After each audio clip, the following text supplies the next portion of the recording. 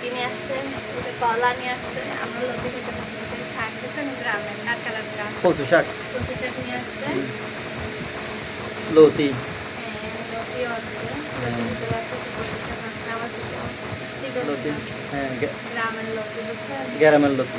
একদম টাটকা টাটকা।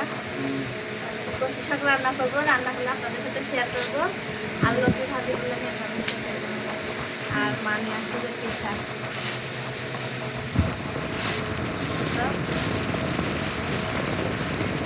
পিঠা বাড়ি। তো আপনারা যারা যারা আমাদের ভিডিও দেখতে চান আমাদের পেজটাকে ফলো করে দিবেন।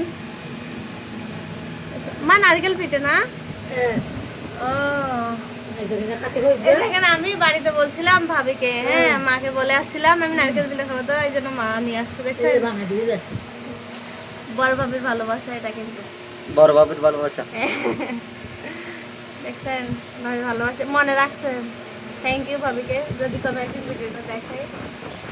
মাকেও ধন্যবাদ।